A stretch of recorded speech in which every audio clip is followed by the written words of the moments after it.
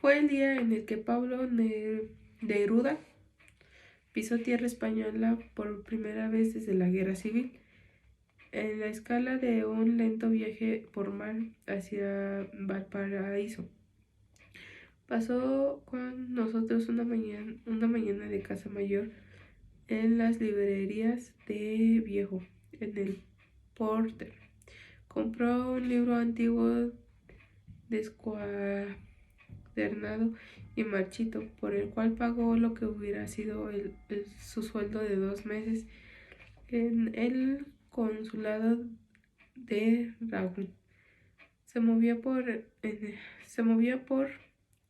entre la gente como un elefante inválido, con un interés infantil de un mecanismo interno de cada cosa, pues el mundo le parecía un inmenso juguete de cuerda con el cual se inventaba la vida.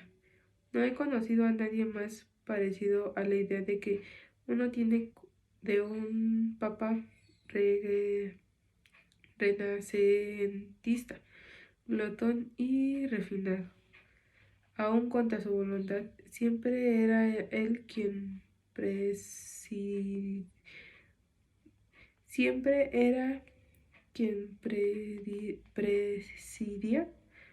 la mesa.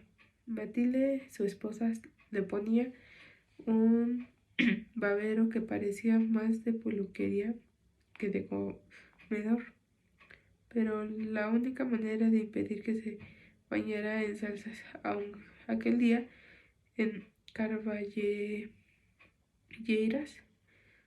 fue ejemplar. Se comió 3 langostas enteras descuartizadas con una maestría del cirujano y al mismo tiempo devoraba con la vista los platos de todos.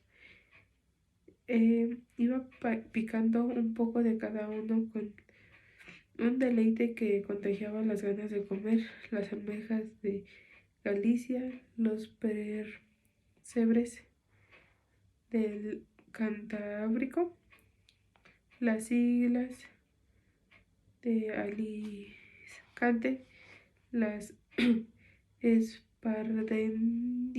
espardenias de la Costa Brava. Mientras tanto, como los franceses, solo hablaba de otras exquisites de cocina y en especial de los mariscos prehistóricos de Chile que llevaba en el corazón. De pronto dejó de comer, afinó sus antenas de bogavante y me dijo en voz muy baja: hay alguien detrás de mí que no deja de mirarme. Miré por encima de su hombro y sí era, a sus espaldas, 3 mesas más allá, una mujer impávida con un anticuado sombrero de fieltro y una bufanda morada. Masticaba despacio con los ojos fijos en él. La reconocí en el acto. Estaba envejecida y gorda, pero era ella, con un anillo de serpiente en el índice. Viajaba desde Nápoles en el mismo barco que los Neruda, pero no se habían visto a bordo. La invitamos a tomar el café en nuestra mesa y la induje a hablar de sus sueños para sorprender al poeta. Él no le hizo caso, pues planeó desde el principio de que no creía en adivinaciones de sueños. Solo la poesía era clarividente, dijo. Después del almuerzo, en el inevitable paseo por las Ramblas, me retrasé a propósito con Frau Frida para refrescar nuestros recuerdos sin oídos ajenos. Me contó que había vendido sus propiedades de Australia y vivía retirada del Portugal, en una casa que describió como un castillo falso sobre una cantina desde, desde donde se veía todo el océano. Aunque no lo dijera, en su conversación quedaba claro que de sueño en sueño había terminado por apoderarse de una fortuna de sus inefables patrones de Veína. No me impresionó, sin embargo, porque siempre había pensado que sus sueños no eran más que una artimaña para vivir. Y se lo dije. Ella soltó una carcajada irresistible. Sigues tan atrevido como siempre. Pero me dijo, y no digo más, porque el resto del grupo se había detenido en esperar a Neruda acabara de hablar en jerga chilena con los loros de la rambla de los pájaros. Cuando reunamos la charla, Frau Frida había cambiado el tema. A propósito, me dijo, ya puedes volver a Veína. Solo entonces caí en la cuenta de que habían transcurrido 13 años desde que nos conocimos. Aún si tus sueños son falsos, jamás volveré, le dije, por si acaso. A las 3 nos separamos de ella para acompañar a Neruda a su siesta sagrada. La hizo en nuestra casa, después de unos preparativos solemnes que de algún modo recordaban la ceremonia de té en el Japón. Había que abrir algunas ventanas y cerrar otras para que hubiera un grado de calor exacto y una cierta clase de luz en cierta dirección y un silencio absoluto. Neruda se durmió al instante y se despertó 10 minutos después, como los niños cuando menos pensábamos. Apareció en la sala restaurado y con el monograma en la almohada impreso en la mejilla. Soñé con esa mujer. ¿Qué sueña? Dijo.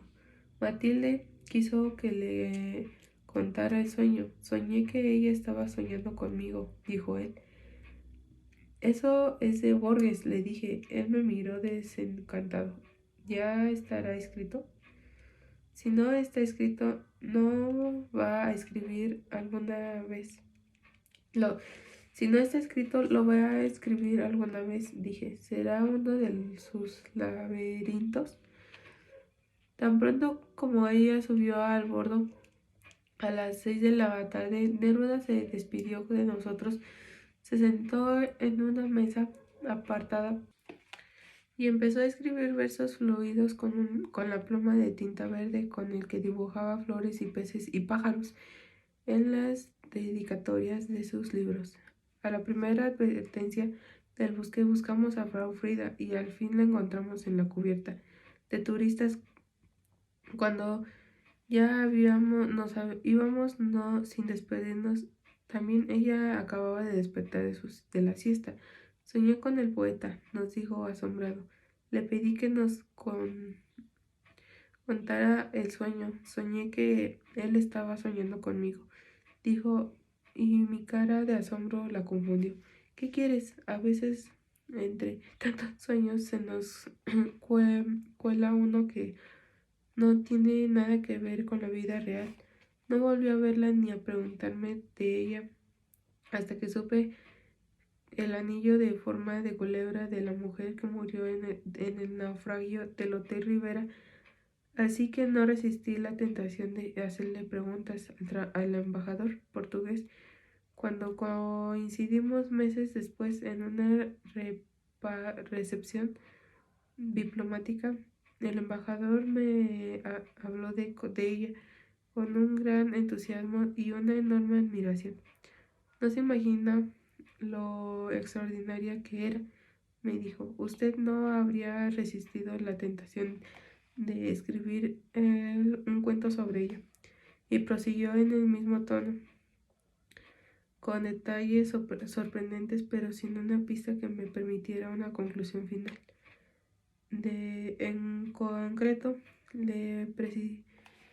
Precisé por fin. ¿Qué hacía? Nada, me dijo él, con un cierto desencanto. Soñaba.